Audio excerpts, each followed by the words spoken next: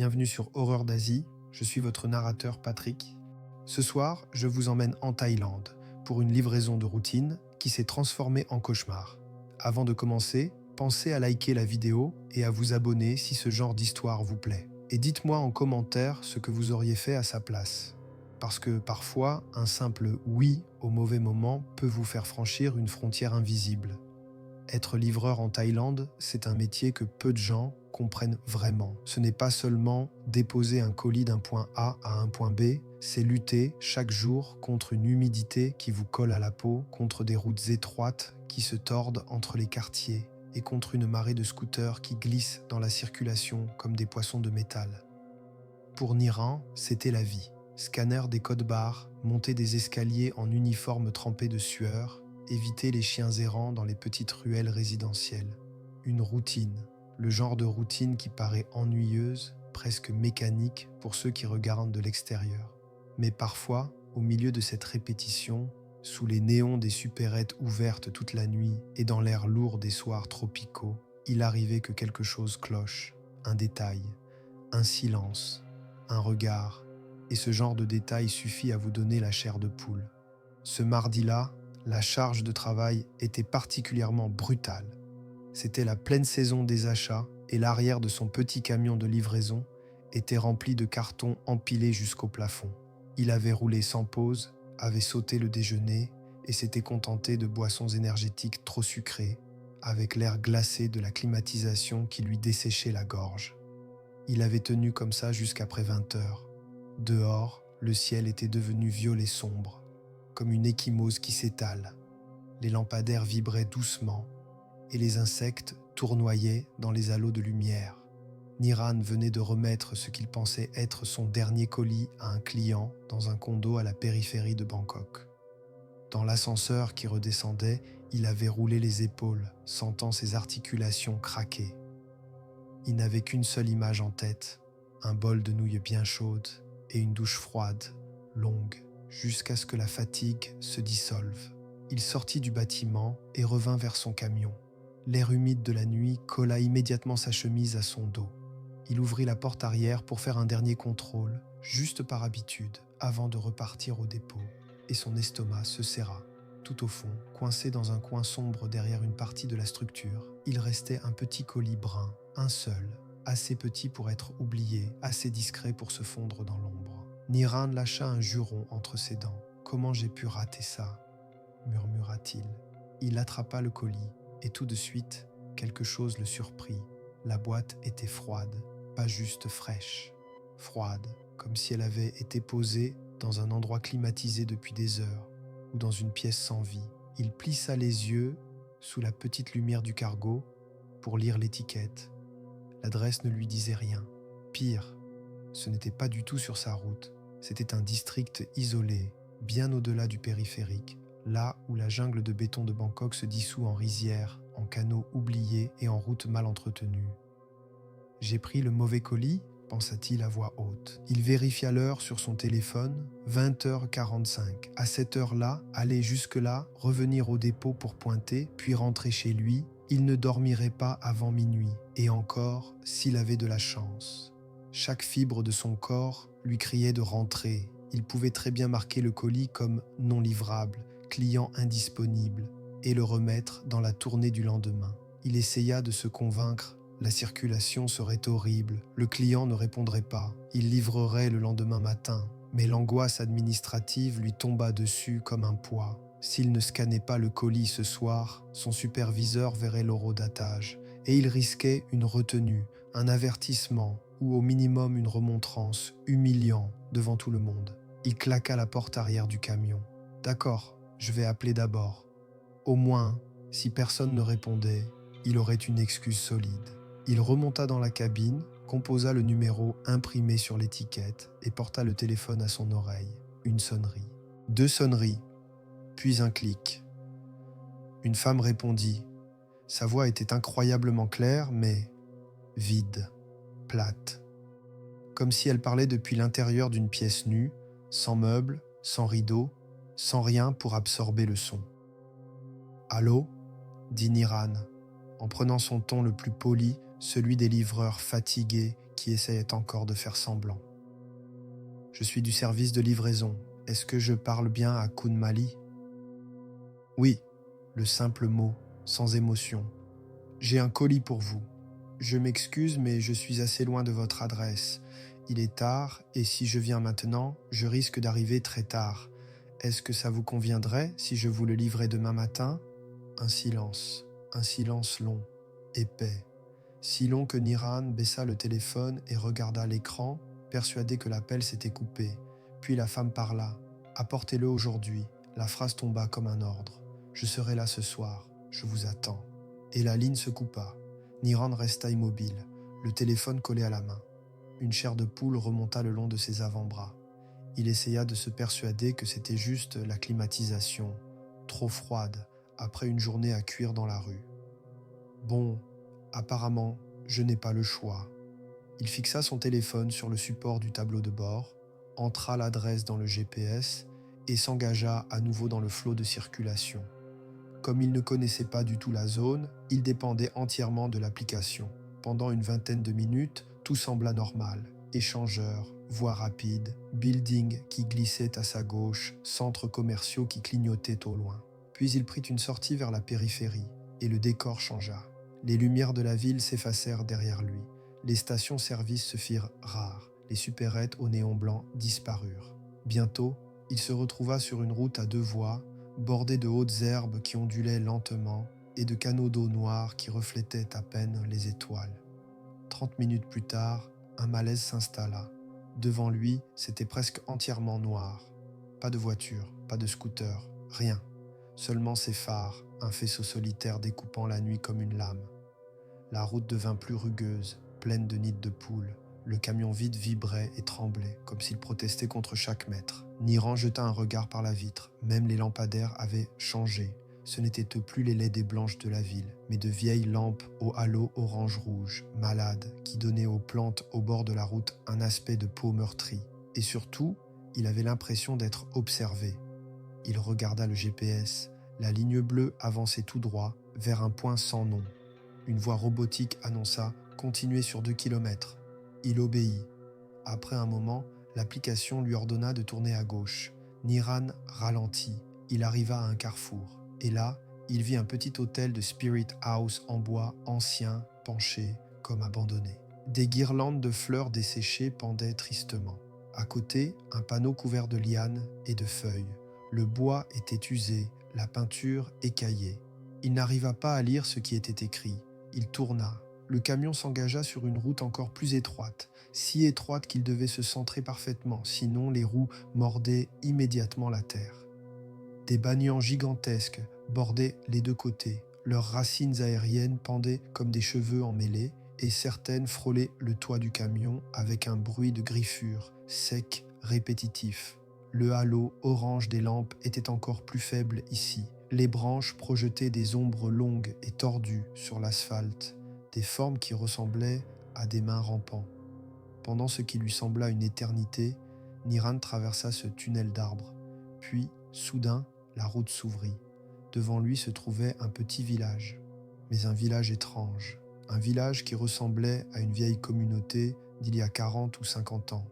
Des maisons traditionnelles en bois sur pilotis, alignées de part et d'autre, et quelques petits blocs d'appartements bas, tachés de moisissures noires, comme rongés par le temps. C'est tellement loin, je ne savais même pas que des gens vivaient encore ici, souffla Niran. Ce qui le dérangeait le plus, pourtant, ce n'était pas l'architecture, c'était le silence. Normalement, la nuit, même dans un quartier calme, il y a des bruits, des télévisions, des rires, un chien, des grillons, une moto qui passe. Ici, rien, pas une lumière, pas un seul écran allumé derrière les volets, pas un aboiement, juste un silence lourd, comme si le village retenait son souffle. C'est peut-être juste tard, essaya-t-il de se rassurer. À la campagne, les gens se couchent tôt. Il avança au pas, ses phares balayant des jardins envahis d'herbe, des portails rouillés, des fenêtres fermées. Puis le GPS émit un petit son. « Vous êtes arrivés ». Niran s'arrêta devant un vieux bâtiment de 2 étages, béton gris, strié de traces d'eau, comme si la pluie l'avait lavé 1000 fois sans jamais l'assainir. Le bâtiment était plongé dans l'obscurité. Il coupa le moteur. Pendant une seconde, le monde sembla encore plus silencieux. Il prit une grande inspiration, saisit sa lampe torche et le colis, puis descendit. La chaleur le frappa immédiatement, épaisse. Une odeur de terre humide et de fleurs en décomposition flottait dans l'air. Il monta l'escalier extérieur, ses pas résonnant sur le béton. Chaque marche faisait écho, trop fort, comme si le bâtiment amplifiait le moindre son. Il trouva la porte correspondant au numéro sur l'étiquette. Il appuya sur la sonnette. Un bourdonnement mécanique, agressif, vibra dans tout le couloir. Il attendit. Aucun bruit à l'intérieur. Il leva la main pour sonner une seconde fois quand il entendit un clic, la serrure. La porte s'ouvrit lentement, en grinçant. Une femme apparut. Elle était d'une beauté stupéfiante, comme si elle n'appartenait pas à cet endroit. Elle portait un sarong traditionnel et une blouse simple. Ses cheveux noirs, longs, descendaient le long de son dos comme de l'encre renversée. Sa peau était si pâle qu'elle semblait presque lumineuse sous le faisceau de la lampe. « Bonsoir, madame. Vous êtes Kunmali ? Voici votre colis. » Elle ne répondit pas.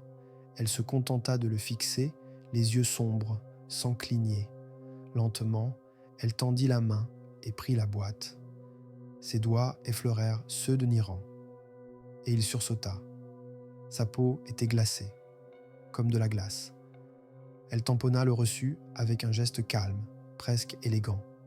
Trop élégant. Elle bougeait avec une fluidité qui paraissait irréelle. Puis elle se tourna pour rentrer. Niran expira enfin, comme s'il retenait son souffle depuis l'instant où la porte s'était ouverte. Il se détourna, prêt à descendre les escaliers 4 à 4 et à fuir.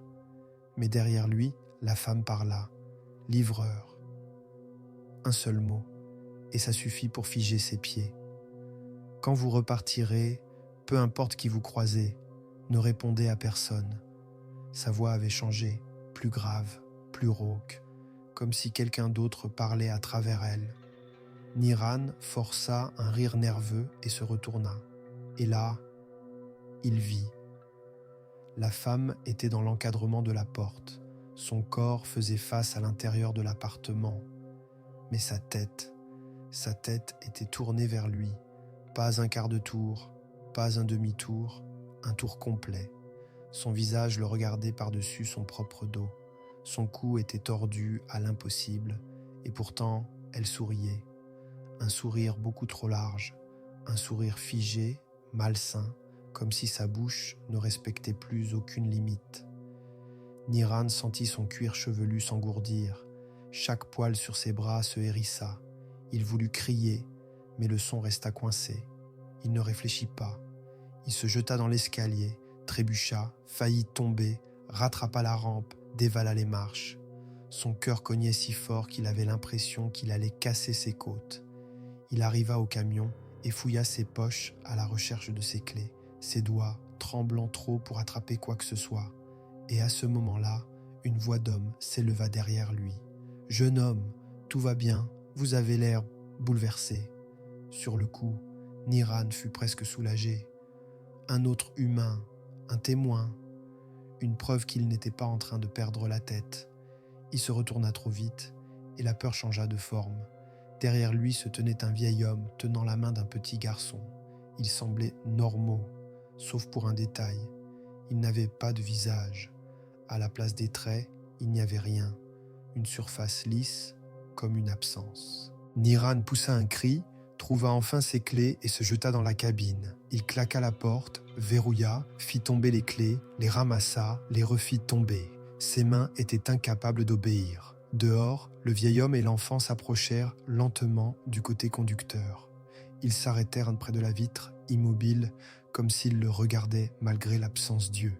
Niran répétait en boucle entre deux sanglots « Allez, allez, démarre, démarre ». Enfin, il réussit à enclencher le contact. Le moteur rugit. Il écrasa l'accélérateur, fit crisser les pneus sur le gravier et fit demi-tour brutalement. Il fonça vers la route bordée de banians. Il jeta un coup d'œil dans le rétroviseur. Le bâtiment avait disparu, comme avalé par la nuit. Mais le vrai cauchemar commençait. En entrant dans le tunnel d'arbres, la route n'était plus vide. Sous les lampes orange-rouge, Il vit des silhouettes, des dizaines, puis des centaines. Elles se tenaient au bord de l'herbe haute, juste à la limite de la lumière. Des personnes âgées en vêtements usés, des jeunes hommes au regard vide, les habits tachés, des enfants qui se tenaient à la main. Ils oscillaient légèrement, comme des arbres dans le vent. Mais il n'y avait pas de vent. Certains semblaient humains, d'autres n'avaient pas de visage, comme le vieil homme. Quand le camion passa, leurs têtes se tournèrent d'un coup. Une rotation sèche, encore, tous vers lui. Et Niran se rappela l'avertissement. Ne réponds à personne, ne réponds à personne. Il serra le volant jusqu'à blanchir les jointures. Ne regarde pas, ne regarde pas, ne réponds pas, murmurait-il. Une silhouette jaillit de l'ombre sur sa droite, tendant la main vers la poignée de la porte. Niran donna un coup de volant, manqua de finir dans un fossé et la caisse du camion trembla. Devant lui, il reconnut enfin le carrefour. L'hôtel en bois, la Spirit House, l'endroit où il avait tourné plus tôt. Le feu au croisement était rouge. Il n'en eut rien à faire. Il écrasa l'accélérateur et passa. Un coup de klaxon monstrueux explosa juste derrière lui. Des phares blancs inondèrent la cabine. Un gros camion, un 10 roues, dut faire un écart pour l'éviter, manquant son pare-choc de quelques centimètres. Niran continuait de rouler en hyperventilation, des larmes coulant sur ses joues. Il n'osait même pas freiner. Puis, dans ses rétroviseurs, des lumières bleues et rouges apparurent. Une sirène, une voiture de police se mit à sa hauteur. Un officier lui fit signe, furieux, de se ranger. L'adrénaline retomba d'un coup. D'un seul coup, toute la fatigue revint. Niran se rangea sur le bas-côté, mit le camion au point mort et posa son front contre le volant, secoué de sanglots. Quelqu'un frappa à la vitre avec une lampe torche. Niran baissa la vitre.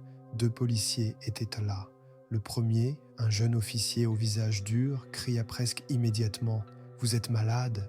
Vous avez grillé un feu, vous avez failli provoquer un accident.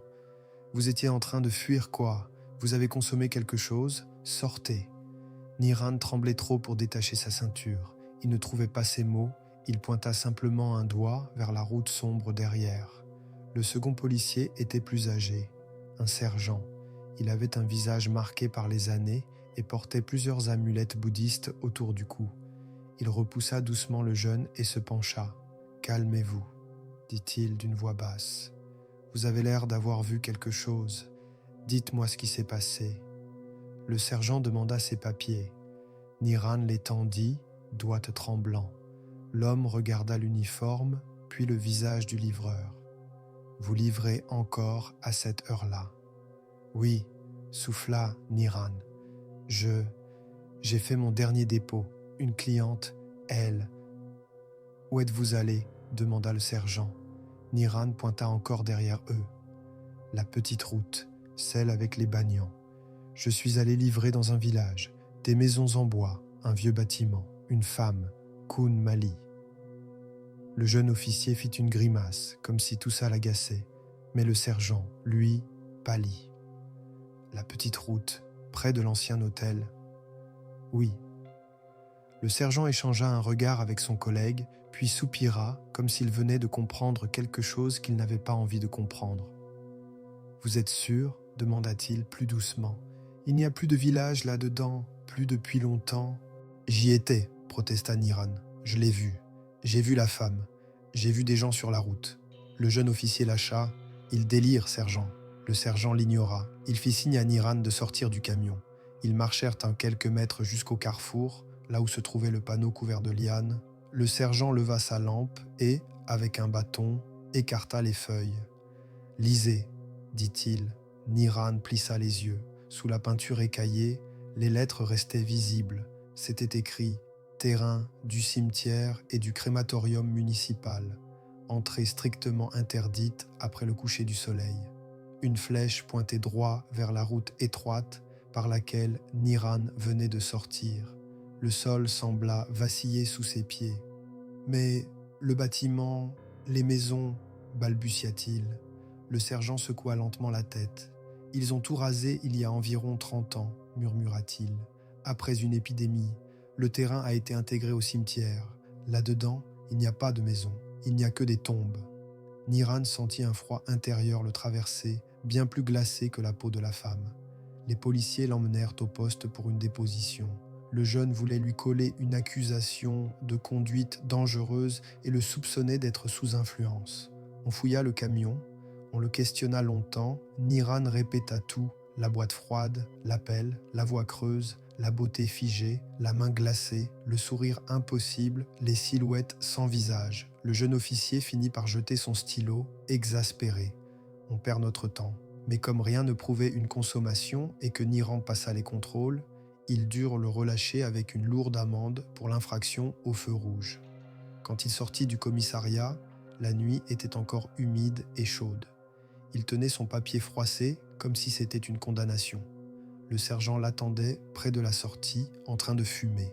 Il souffla la fumée dans l'air, puis fouilla dans sa poche. Il sortit une petite amulette bouddhiste attachée à une ficelle, et il la plaça dans la main de Niran. « Vous n'êtes pas le premier livreur à sortir en panique de cette route, dit-il.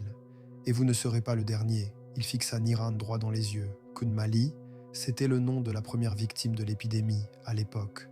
On raconte qu'elle est partie en attendant un remède qui n'est jamais arrivé. Certains disent donc qu'elle attend encore, qu'elle attend une livraison. Le sergent posa une main lourde sur l'épaule de Niran. « Rentrez chez vous. Demain, allez au temple. Faites une offrande. Et la prochaine fois, si votre GPS vous dit de tourner sur une route noire après la tombée de la nuit, éteignez-le. » Et voilà l'histoire. Alors dites-moi, qu'est-ce que vous pensez que Niran a vraiment traversé?